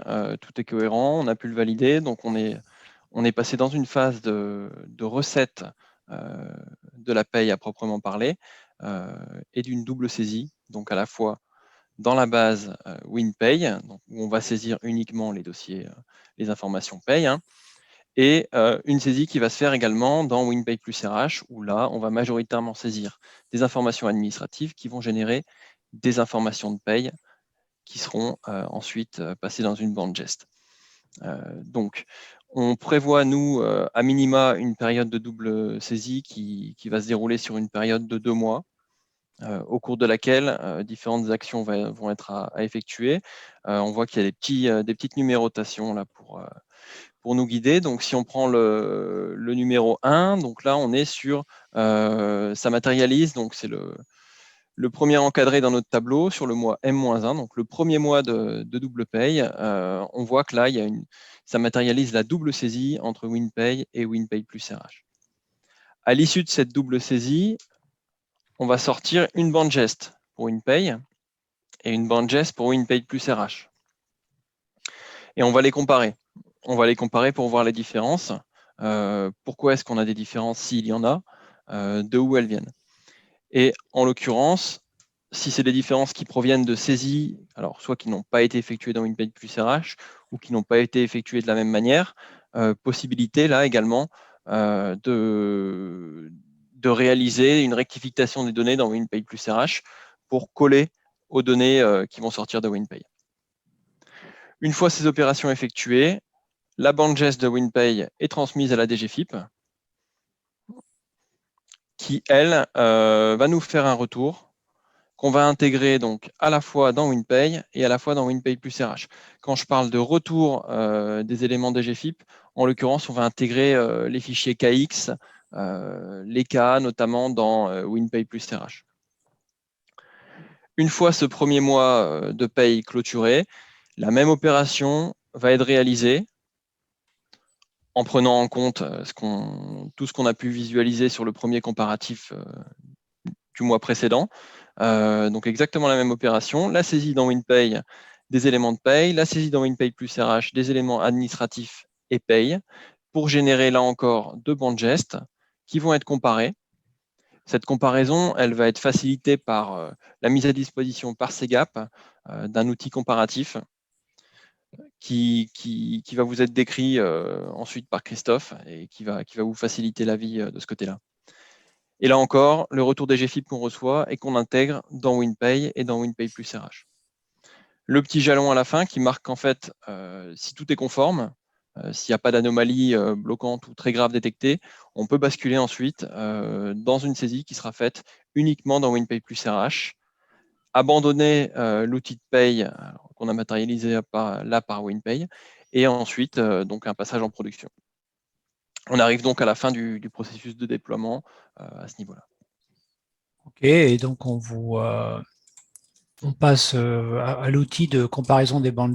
Donc, en fait, on travaille à partir d'un fichier Excel. Donc, l'idée, c'est que vous importiez les fichiers donc issus de WinPay et issus de WinPay plus RH dans le fichier Excel. Vous allez pouvoir visualiser donc les imports sous cette forme. Et ce qui est intéressant, c'est que l'outil va permettre de détecter automatiquement les écarts que vous pourriez avoir entre les deux bandes gestes. Et donc, les écarts vont se matérialiser par ces petites cellules en rouge où il y a marqué faux. Et donc, à ce moment-là, vous pouvez revenir sur vos informations.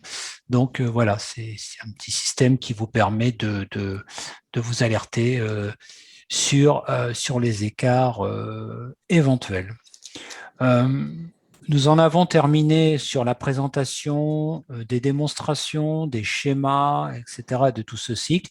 Nous repassons la parole, Sébastien et moi, à Patrice pour la conclusion de cette séance. Écoute, Christophe, félicitations Christophe et Sébastien, parce qu'on est dans les temps. Alors ça a été mené un peu tambour battant et c'était peut-être un peu rapide à certains moments au vu de toutes les questions. Alors, il y a beaucoup de questions qui sont arrivées dans le fil de discussion. Certaines, on a pu y répondre rapidement, d'autres nécessitaient un peu plus de traitement. Donc, premièrement, toutes ces questions, on les a enregistrées, elles vont derrière être regroupées, on apportera des réponses, on verra la façon dont elles sont communiquées, il y a probablement des réponses individuelles sur des cas un peu particuliers, donc qui seront gérées individuellement, et puis peut-être une FAQ qui sera communiquée ensuite. J'en profite, il y a un certain nombre de questions qui traite directement ou indirectement toute la question des paix de vacataires, des vacations. Et ça, c'est un sujet qui est prévu. Christophe, tu me contredis si je dis des bêtises. C'est un sujet qu'on va aborder au 3e webinaire. Oui, 17 juin, comme on voit à l'écran, là. Voilà, 17 juin. 3, il y aura pas mal, je pense, des réponses aux questions qui ont été posées là, qui seront montrées, en fait, physiquement dans l'application à cette occasion-là. Donc voilà. Merci beaucoup à toutes celles et tous ceux qui se sont inscrits et qui nous ont suivis ce matin pour ce webinaire. C'était pour nous un grand plaisir puisqu'on a passé quand même un petit peu de temps à préparer ça. Je remercie encore une fois Christophe et Sébastien qui ont préparé ça, ainsi que Thibaut qui est aux manettes derrière. Il fait la régie comme dans les shows, de façon à ce que ce soit réussi. Tous nos regrets, nos excuses d'avoir fermé les micros pendant cette séance, mais vu le nombre, je pense qu'on aurait perdu un petit peu le fil si on avait permis des réactions en direct, mais toutes vos questions ont bien été enregistrées.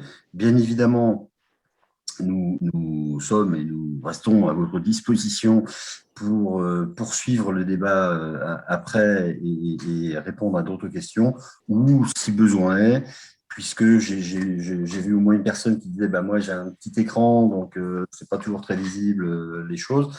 Vous le montrez en direct.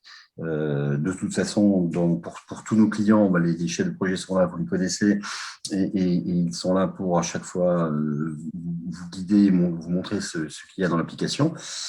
Pour tous les autres qui ne sont pas clients aujourd'hui de WinPay plus RH, bien évidemment, on est à votre disposition pour vous apporter des précisions, pour venir vous montrer l'application. Là, je pense que vous savez où nous contacter, il n'y a pas de souci là-dessus. Donc voilà, ce webinaire se termine. Vous l'avez compris, Il se positionne, et c'était tout à fait volontaire de notre part, dans une optique extrêmement concrète. Vous avez vu là un chemin en raccourci qui tient en 2 heures, alors que les projets sont un petit peu plus longs, évidemment, qui montre le chemin qui permet d'aller vers la mise en production en passant par cette étape qui est importante, qui est indispensable, de reprise de données, pour laquelle nous avons investi beaucoup de temps et d'énergie pour la rendre aussi fluide que possible et ordonnée, d'où une approche assez séquentielle, telle qu'elle a pu vous être expliquée. Donc, nous sommes là dans vraiment une approche très concrète qui sera complétée dans les 2 prochains webinaires. Vous avez les dates qui sont rappelées à l'écran. Donc, le 3 juin, prochain webinaire, où on va vous présenter. Alors, j'ai du mal avec mon… La partie, oui, dossier titulaire. Voilà, on va vraiment voir le détail, la reprise de données manuelles et l'activation donc le 3 juin. Et puis, on aura plaisir aussi à vous retrouver pour le webinaire 3 le 17 juin. Donc, reprise de données manuelles et activation de la gestion du contractuel et du vacataire. Alors, j'en profite pour 2-3 petites choses en direct. Je rebondis, il nous reste encore 3 minutes. Je vois une question de M. Barata. Merci beaucoup. Quelle est la durée de déploiement du projet ? Comme dans un très très vieux sketch, ça dépend. D'une part, les calendriers qui s'imposent sont d'abord ceux des établissements en fonction de leur agenda. Donc, il y a des points de passage, je ne reviens pas là-dessus. Après, de façon générale, pour des petits établissements, petits en nombre de personnel géré, donc on va être sur quelques centaines, 200, 300, 400, on peut raisonnablement tabler sur des projets d'une durée de 6 mois. Et évidemment, c'est variable et c'est adapté. Alors, en 6 mois, il faut tenir un certain rythme, évidemment, mais enfin, c'est complètement faisable. Sur des établissements de taille plus importante, nous avons aujourd'hui des établissements qui ont plusieurs milliers d'agents. Il faut bien évidemment compter plus. Donc, d'emblée, nous, on prévient, il faut s'inscrire dans des durées de 12 à 18 mois. Et encore une fois, la durée est très conditionnée par cette phase de reprise de données. Et on le mentionne, Sébastien en a parlé, ces projets qui sont structurants de basculer sur WINPE plus RH sont souvent l'occasion d'avoir des réflexions dans les établissements sur l'organisation, sur les structures, sur tout l'ensemble de choses. Et c'est le bon moment en plus pour le faire. Donc ça aussi, ça peut s'inscrire dans le timing, la durée du projet. Et sur la reprise de données, on récupère des situations qui sont ce qu'elles sont, avec des systèmes de gestion de carrière qui ont été plus ou moins bien renseignés, sur lesquels il peut manquer des données. Il y a toute cette phase-là de complétude. Elle est à prendre en compte. On commence, nous, à avoir un peu l'expérience au travers des projets que nous menons avec les clients. Donc, c'est pour ça que on vous donne ces durées qui sont des projets menés à bon rythme, mais d'un autre côté, ça ne sert à rien de se donner des objectifs qui seraient trop ambitieux en début de projet pour ne pas les respecter ensuite. Il vaut mieux prendre le temps de faire les choses bien et dans l'ordre. Donc voilà pour la petite réponse que je peux donner au passage. Nous avons divisé sur les webinaires entre titulaires d'un côté et puis on part de contractuels de l'autre parce que les situations sont différentes, les workflows sont différents dans l'outil, mais je précise que ces populations peuvent tout à fait, il n'y a pas d'ordre, on n'est pas obligé de faire les titulaires en premier, les contractuels ensuite, et puis les vacataires après, etc. Tout ça, évidemment, peut être fait en fonction des calendriers de projets qui sont définis. Il est midi, merci beaucoup, je vois que beaucoup de gens nous remercient pour ce webinaire. Voilà. Nous allons nous quitter pour aujourd'hui, je vous donne rendez-vous pour le 3 juin, ce sera dans les mêmes horaires, de 10h à midi. On essaiera d'être aussi performant, aussi clair et de tenir le timing. Bonne journée à toutes et à tous et merci encore.